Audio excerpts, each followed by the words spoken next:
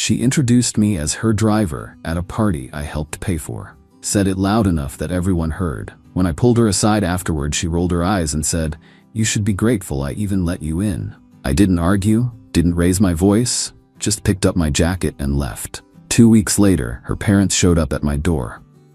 Funny how you can spend years with someone and still not really know them at all. Or maybe the signs were always there, and I just didn't want to see them. Either way, what happened last month changed everything. Here's the situation.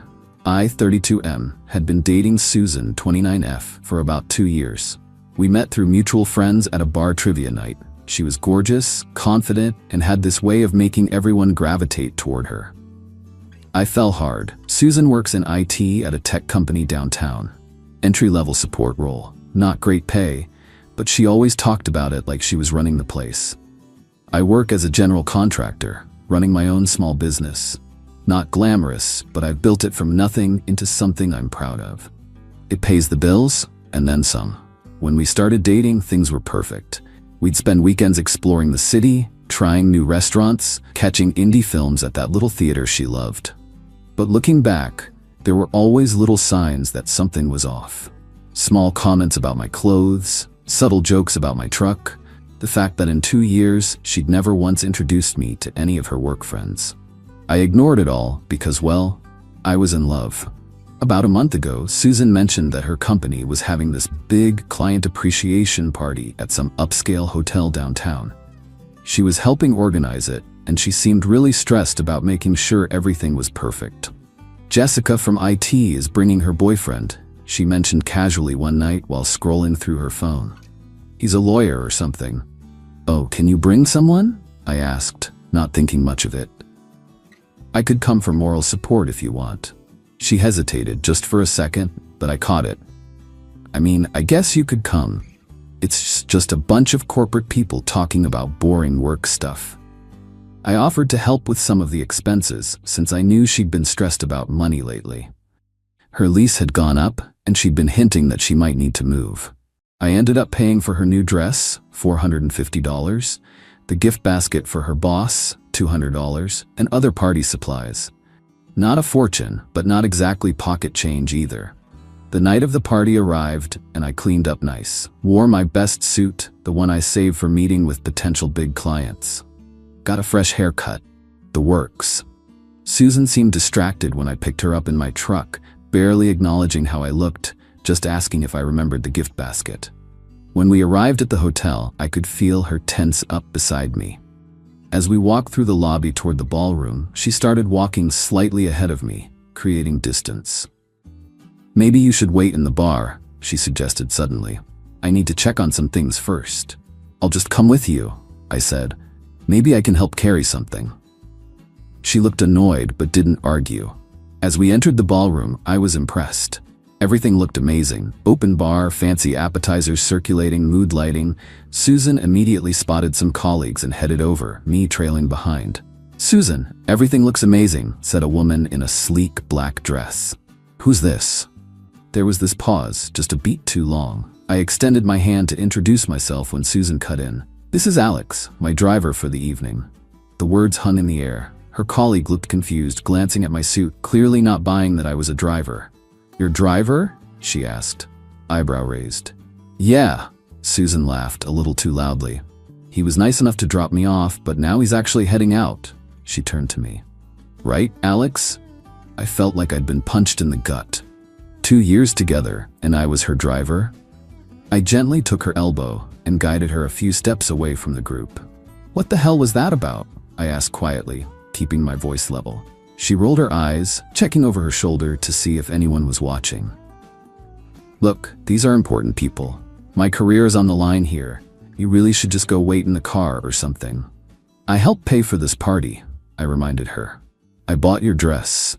That's when she said it, looking right at me with this expression of pure contempt. "You should be grateful I even let you in." In that moment, everything became crystal clear. All those little signs, all those comments, they weren't just quirks or bad days. This was who she really was. I didn't argue, didn't raise my voice. Just nodded, said "you're right," and walked away. I retrieved my jacket from coat check and drove home in silence. By the time I got to my place, my phone had a dozen missed calls and texts from Susan. "Where are you? Are you seriously leaving me stranded? Don't be so dramatic. You're embarrassing me." I didn't respond to any of them. Just turned off my phone and opened a beer. I felt strangely calm, like I'd finally woken up from a long dream. The next morning, Susan was at my door. Her eyes were puffy like she'd been crying, but I noticed her makeup was still perfect, always camera ready. That was Susan. "What happened last night?" she demanded. "You just left me there. I had to get an Uber home." I leaned against the doorframe, not inviting her in. "You called me your driver. It was just a joke." "God, you're so sensitive. Those people are important to my career. I didn't want them to think I was, dating a contractor." I finished for her. She had the decency to look slightly ashamed. "That's not what I meant. It's just complicated. Office politics and all that." Then came the tears.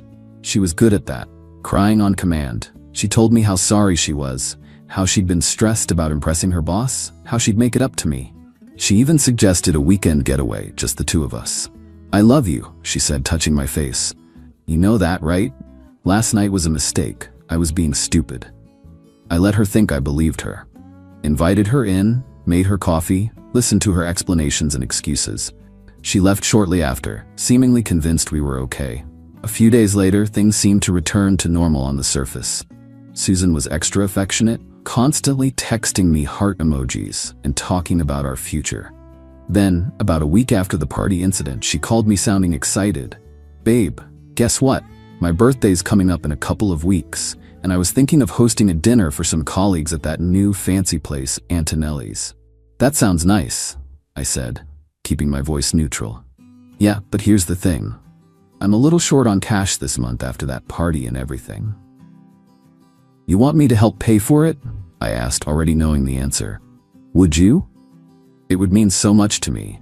Just my work friends, a chance to network a bit. I noticed she didn't invite me to attend.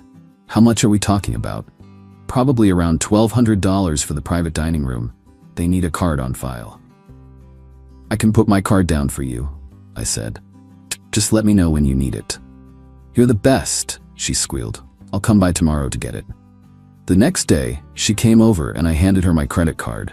She took it with a smile, not noticing that it wasn't my usual card. "So what time should I be there?" I asked casually. Her smile faltered slightly. "Oh, actually it's just going to be work people. Boring shop talk and all that. You wouldn't enjoy it." "Got it," I said, nodding understandingly. "No problem." "Thanks for understanding," she said, kissing me quickly before leaving. "You're the best." On the day of her dinner, I called my credit card company and reported the card I'd given her as lost. They immediately canceled it and issued a new one.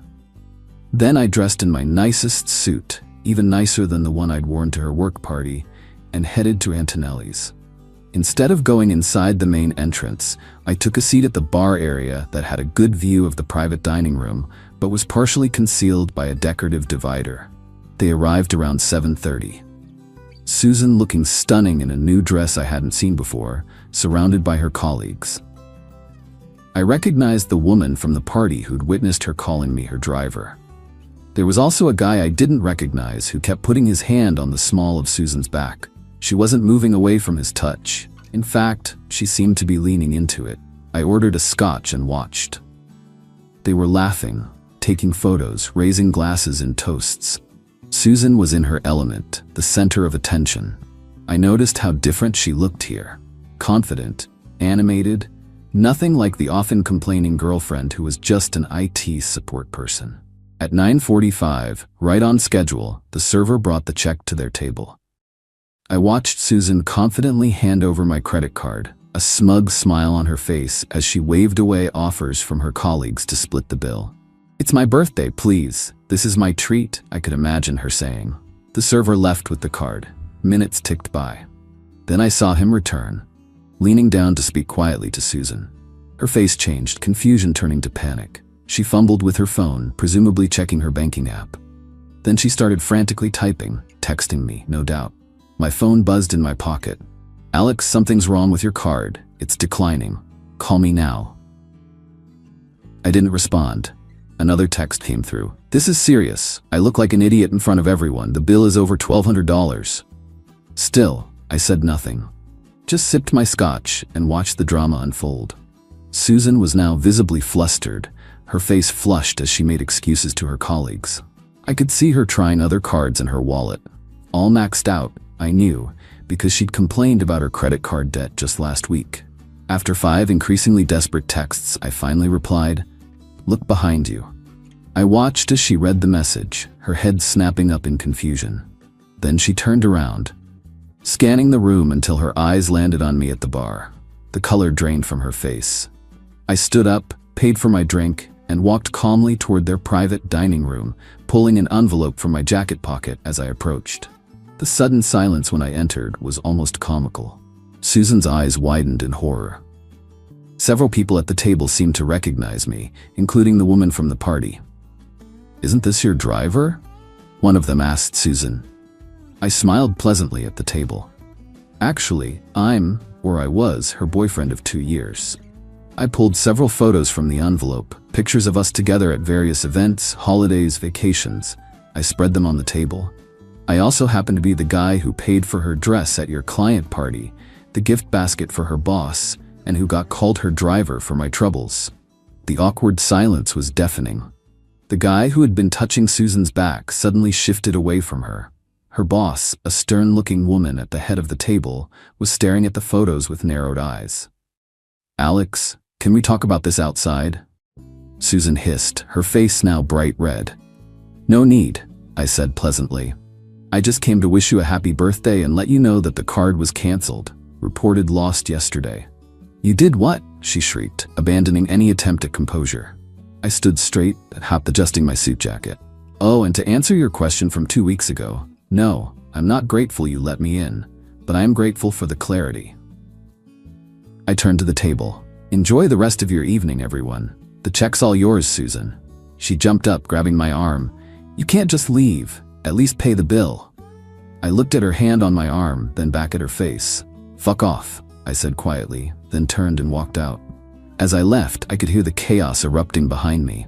Susan yelling my name, people murmuring in confusion, someone suggesting they all split the bill. I didn't look back. The next day, the texts and calls were relentless.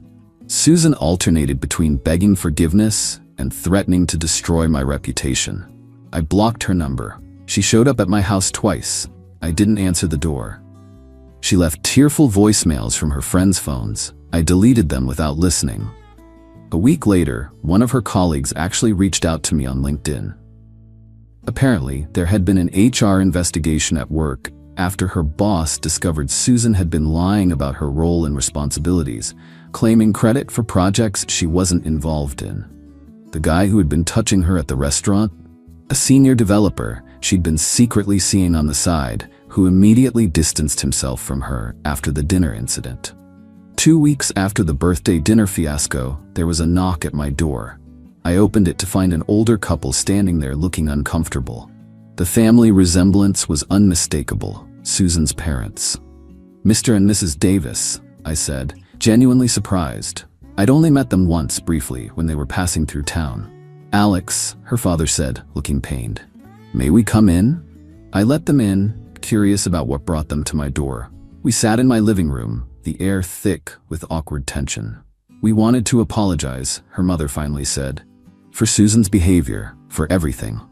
Her father nodded. "She's been struggling since that night at the restaurant. Lost her job, had to move back home with us." "I'm sorry to hear that," I said, and part of me meant it. Despite everything, I didn't want Susan to suffer. I just wanted her out of my life. "No, don't apologize," her mother said firmly. "She did this to herself. We've always known Susan could be materialistic. We probably indulged it too much when she was younger." Her father looked ashamed. "We encouraged her to find someone, financially stable. Told her to use her looks while she had them, but we never thought she'd go this far." That explained some things. I remembered how her father had once joked about Susan landing a big fish when he found out I owned my own business. "She told us what happened," her father continued. "Not at first. She came home with some story about you humiliating her, but eventually, we got the truth out of her." Her mother reached for her purse and pulled out an envelope. "She's too ashamed to come herself, but we wanted you to have this." Inside was a check for $925 and a handwritten note. "For the dress, the gift basket, and everything else, I'm sorry." I stared at the check. It wasn't about the money. It never had been.